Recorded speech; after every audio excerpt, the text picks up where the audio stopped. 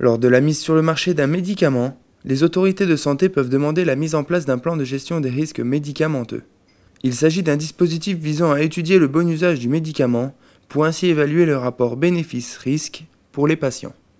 Il y a un plan de gestion des risques médicamenteux, c'est un dispositif mis en place à la demande des autorités de santé, en l'occurrence la Commission de la transparence du médicament, pour assurer un suivi du médicament lorsqu'il va être distribué à très grande échelle auprès des patients, après qu'il ait obtenu son autorisation de mise sur le marché. Il y a de plus en plus de médicaments auxquels on va demander ce plan de gestion des risques et notamment l'affaire Mediator va sans doute contribuer à ce que cette procédure soit généralisée. Mais de manière générale, je dirais que cette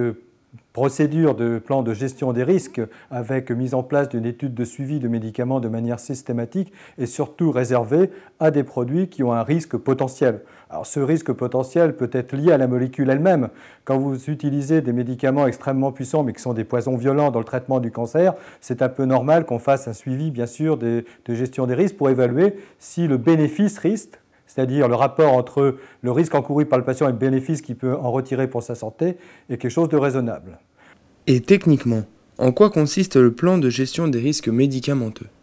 Alors, c'est en fait techniquement la mise en place d'une étude le plus souvent, c'est-à-dire qu'on va demander au laboratoire pharmaceutique qui assure la distribution de ce produit de mettre en place une vaste enquête auprès des prescripteurs, auprès des patients également, pour savoir si le produit est prescrit dans sa bonne indication, également s'il n'y a pas de mésusage, c'est-à-dire qu'est-ce qu'il n'est pas détourné de sa finalité, ou est-ce qu'il est bien pris par les patients, de manière à pouvoir objectiver si, dans la réalité de la pratique quotidienne, non seulement ce produit ne fait pas courir de risques supplémentaires, mais aussi s'il tient véritablement les promesses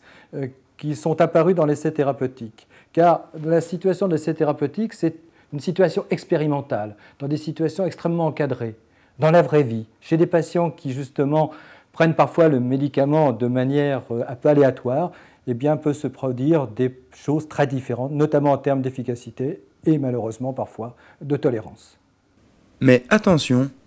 il ne s'agit pas de pharmacovigilance. Alors, effectivement, la pharmacovigilance, c'est un système de